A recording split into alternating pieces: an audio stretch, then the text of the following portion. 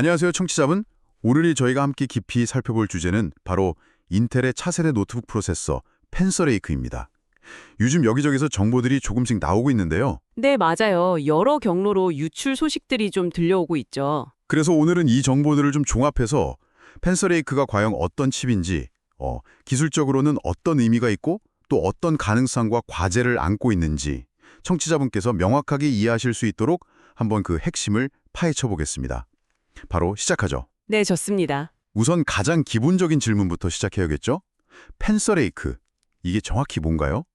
인텔의 차세대 노트북용 고급 프로세서 라인업이라는 건 알겠는데 현재 시장과는 어떻게 연결되는 건가요? 네, 펜서레이크는요, 지금 시장에서 볼 수 있는 루나레이크나 에로레이크, 그 다음 세대 제품이라고 보시면 됩니다. 출시 시기는 약간 유동적인데요. 이르면 올해 말 아니면 2026년 초 정도로 예상되고 있어요. 아, 내년 초 정도군요. 네, 근데 이게 단순히 다음 세대 칩이라는 것 이상으로 인텔의 그 제조 기술 로드맵에서 봤을 때 굉장히 중요한 분기점이 될 제품이라는 점이 중요합니다. 아, 그 말씀은 혹시 그 유명한 인텔의 차세대 공정 18A를 사용하는 첫 대량 생산 제품이 될 거라는 점 때문인가요?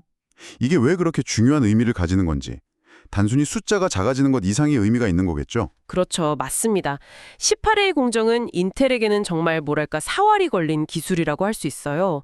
완전히 새로운 트랜지스터 구조인 리본팻이라던가 아니면 칩 뒷면으로 전력을 공급해서 효율을 높이는 파워비아 같은 정말 혁신적인 기술들이 집약되어 있거든요. 네네. 그래서 이 18A 공정이 성공적으로 안착하느냐 마느냐가 인텔이 최근 몇 년간 경쟁사인 AMD나 아니면 파운드리 강자인 TSMC에게 좀 밀렸던 제조기술 경쟁력을 다시 되찾아올 수 있을지 이걸 결정하는 아주 중요한 열쇠가 되는 거죠. 아하. 아시다시피 이전 세대 루나레이크 같은 경우는 핵심 부품 상당수를 TSMC에 맡겼었잖아요. 맞아요. 그랬었죠. 네, 그러니까 18A로 만드는 펜서레이크는 인텔의 어떤 기술적 자존심 회복하고도 직결되는 문제입니다. 인텔의 자존심 회복이라 확실히 무게감이 다르네요.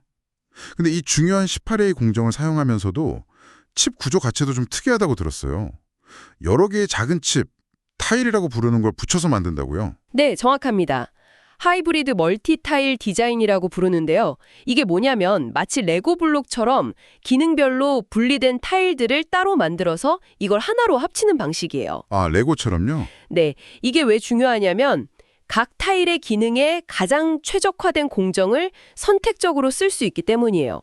예를 들어서 펜서레이크의 경우 핵심 연산 기능을 담당하는 CPU 타일은 방금 말씀드린 인텔의 최신 18A 공정을 쓰고요. 반면에 이제 그래픽 처리를 담당하는 GPU 타일은 TSMC의 N3E라는 또 다른 첨단 공정을 사용한다고 알려져 있습니다. 그리고 와이파이나 USB 같은 입출력, 연결 기능을 담당하는 소시오 타일은 또 안정성이 검증된 TSMC의 N6 공정을 활용하는 식이죠. 와, 그럼 각 부분에 맞는 최적의 기술을 조합하는 거네요. 그렇죠. 각 부분의 최적화된 기술을 조합해서 전체적인 성능, 효율, 그리고 생산 안정성까지 잡으려는 그런 복합적인 전력인 셈입니다. 정말 흥미로운 접근 방식이네요. 마치 각 분야 최고 전문가들을 모아서 드림팀을 꾸리는 것 같은 느낌인데요. 그럼 그 핵심 브레인이라고 할 수 있는 CPU 타일 안의 코어 구성은 어떻게 되나요? 최대 16코어라는 이야기도 있던데 상당히 많아진 것 같습니다. 네, 특히 고성능 노트북을 겨냥한 펜서레이크 H 모델의 경우 최대 16개 코어를 탑재할 것으로 예상됩니다.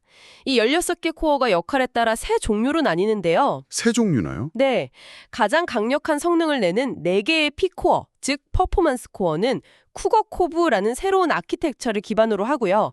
그리고 일상적인 작업을 효율적으로 처리하는 8개의 E코어, 이피션트 코어는 다크몬트 아키텍처를 사용합니다. 이게 이제 CPU 타일의 핵심 구성이죠. 근데 여기에 더해서 아까 말씀드린 그 SOCO 타일 있잖아요. 네네, 입출력 담당하는. 네, 거기에는 4개의 초전력 E코어, 그러니까 LP E코어가 추가로 들어갑니다.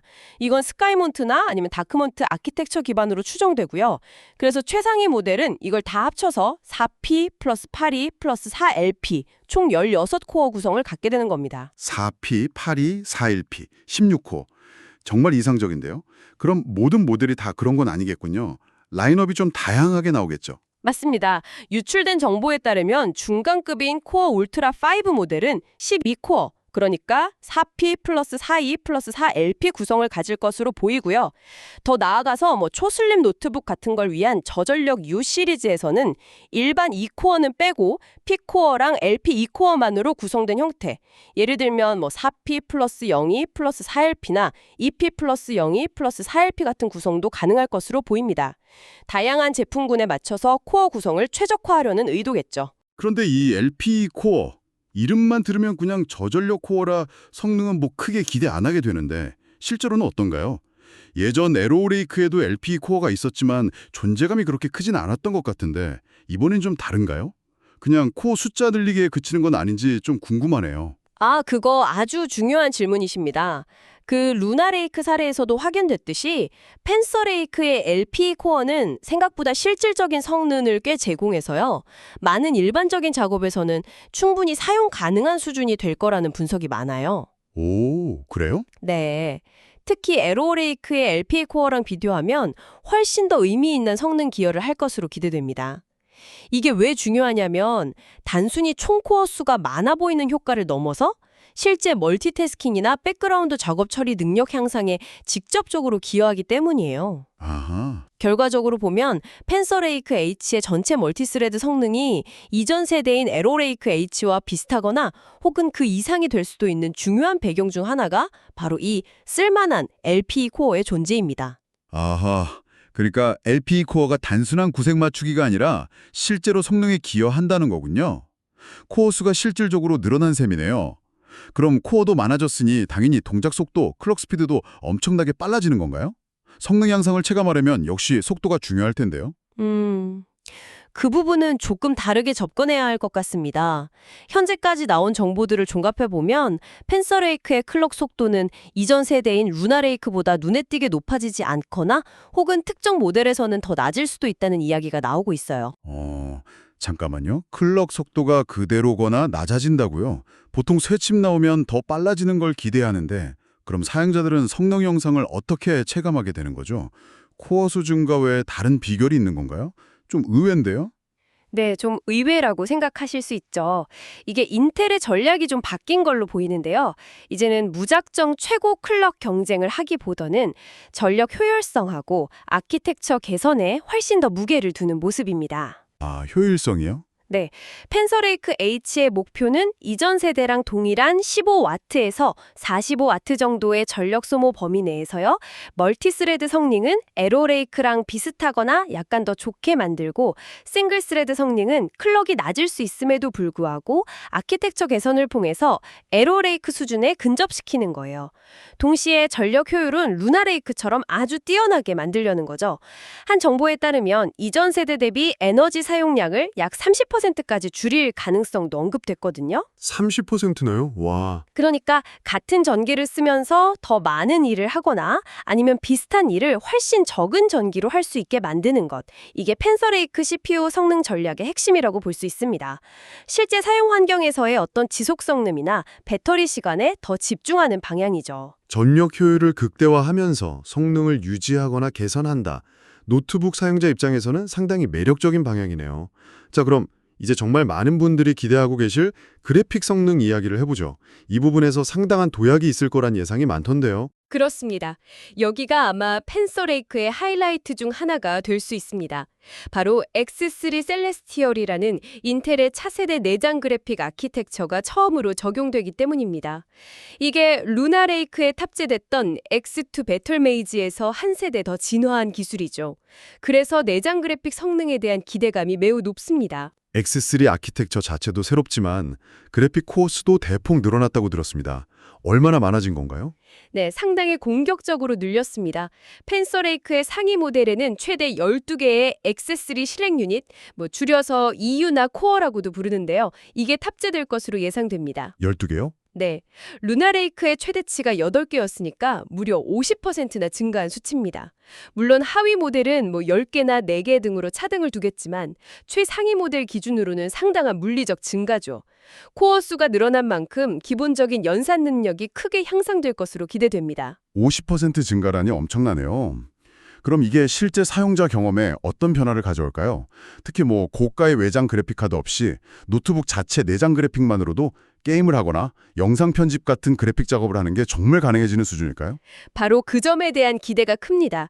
분석에 따르면 펜서레이크의 내장 그래픽은 물론 이제 출시 후에 드라이버 최적화가 잘 이루어진다는 전제 하에서지만 이전 루나레이크 대비 동일 전력에서 한 15%에서 30% 정도 더 높은 성능을 보여줄 수 있다고 합니다. 오, 15에서 30%요? 네, 이게 새로운 XS3 아키텍처의 효율성, 그리고 늘어난 코어 수, 또 GPU 타일에 적용된 그 TSMC N3 공정, 이 세 가지의 시너지 효과 덕이라고 볼 수 있죠.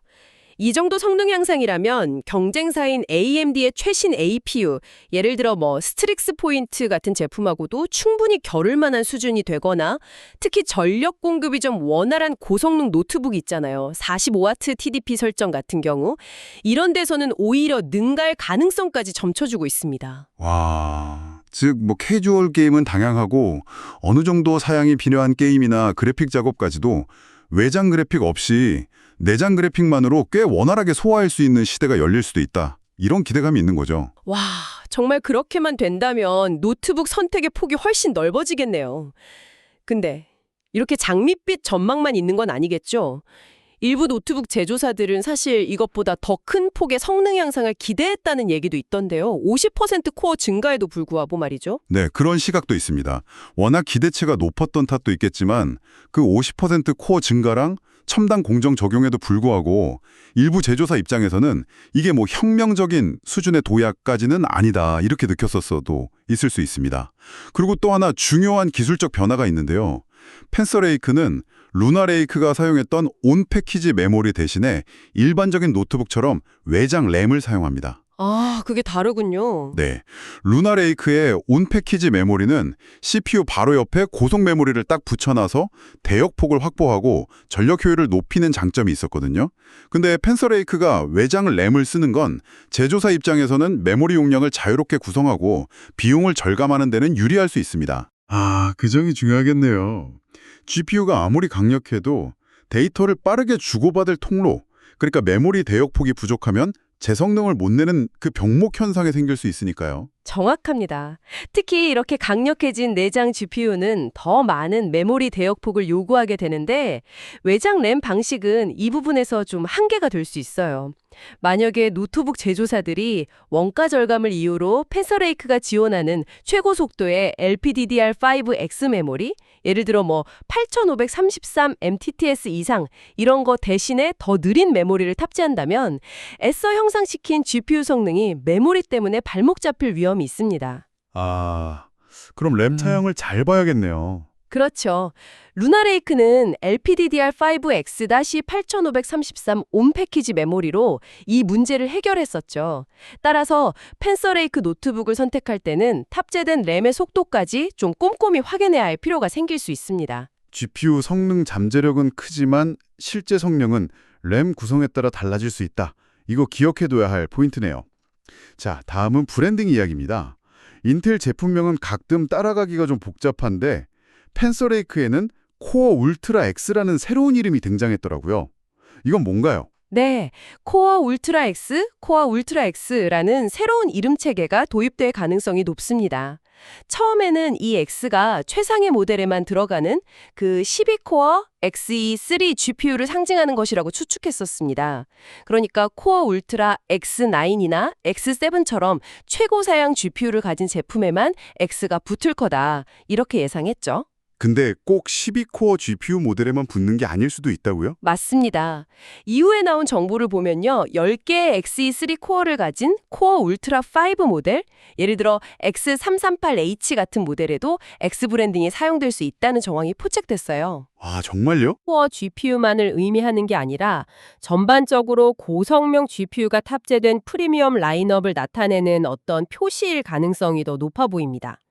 실제 제품명은 코어 울트라 9 X388H처럼 모델 번호 바로 앞에 X가 붙는 형태가 될 수도 있다는 정보도 있고요.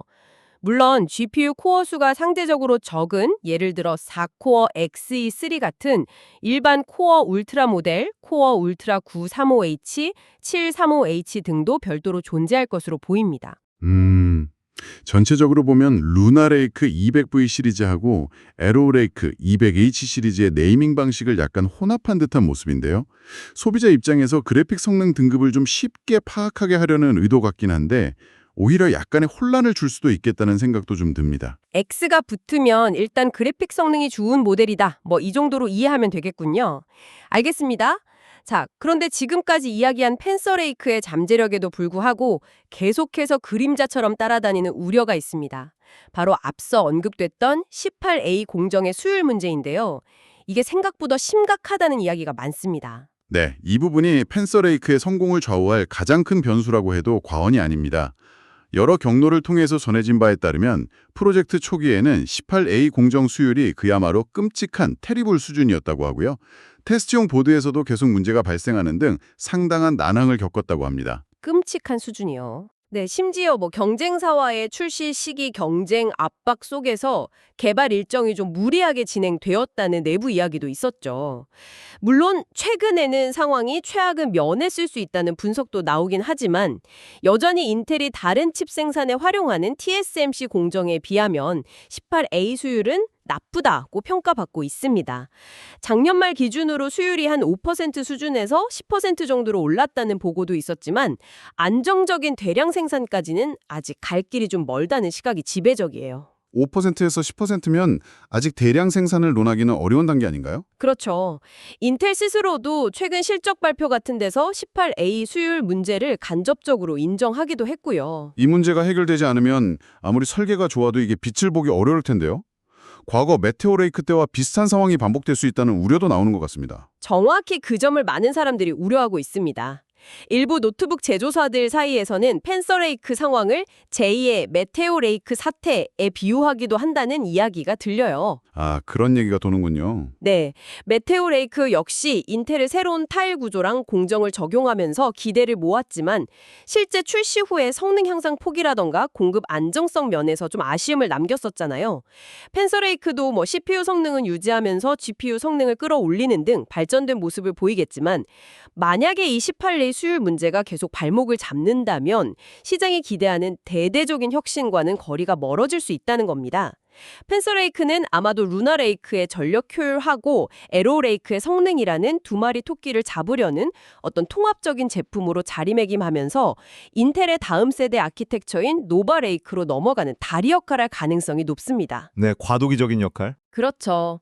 하지만 AMD의 차세대 젠6 아키텍처 같은 경쟁 제품과의 비교나 아니면 노바레이크에 대한 기대치를 생각하면 펜서레이크 자체는 혁신적인 도약이라기보다는 좀 중요한 과도기적 단계로 평가될 수도 있습니다.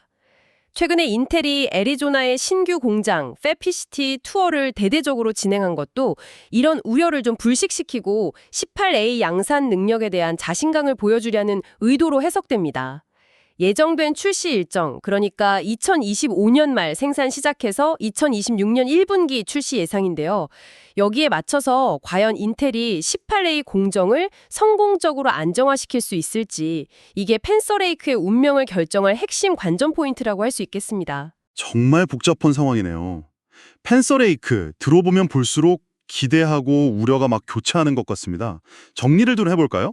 네, 한번 정리해보면 펜서레이크는 분명 상당한 기술적 진전을 담고 있습니다. 인텔의 수건이었던 18A 공정이 드디어 실제 제품에 적용되고 또 인텔과 TSMC의 기술을 조합한 정교한 멀티타일 구조 그리고 실질적으로 활용 가능한 LPE 코어를 포함한 CPU 코어 수 증가 마지막으로 Xe3 아키텍처 기반의 강력한 내장 그래픽까지 잠재력만 놓고 보면 정말 기대되는 칩이죠. 그렇죠. 하지만 동시에 그 잠재력을 현실로 만드는데 가장 중요한 18A 공정의 수율 문제가 여전히 큰 불안 요소로 남아있고요. CPU 클럭 속도는 크게 오르지 않을 수 있고 강력한 GPU 성능도 메모리 대역폭 제약이라는 변수가 있습니다. 여기에 코어 울트라 X라는 새로운 브랜딩까지 소비자 입장에서는 따져봐야 할 것들이 많아 보이네요. 네, 그렇습니다. 펜서레이크는 인텔에게 있어서 모바일 라인업을 재정비하고 기술 리더십을 회복하기 위한 아주 중요한 발걸음입니다. 루나 레이크의 효율성과 에로 레이크의 성능을 하나로 합치려는 야심찬 시도이자 차세대 노바 레이크로 가기 위한 필수적인 단계죠. 결국 그 성공은 인텔이 18A 공정이라는 가장 큰 허들을 얼마나 잘 넘어서 실제 제품에서 약속된 성능과 효율을 보여주느냐에 달려있다고 할 수 있습니다. 기술의 발전이라는 것이 늘 그렇듯이 혁신적인 잠재력과 현실적인 도전 과제가 공존하는 모습이네요. 펜서레이크가 이 과제들을 극복하고 시장에 성공적으로 안착할 수 있을지 앞으로 나올 소식들을 계속 주목해야겠습니다. 특히 한 2026년쯤 새로운 노트북을 고민하고 계신다면 이 펜서레이크의 행보를 눈여겨보시는 것이 좋겠네요. 오늘 심층 분석 함께해 주셔서 감사합니다. 네, 감사합니다.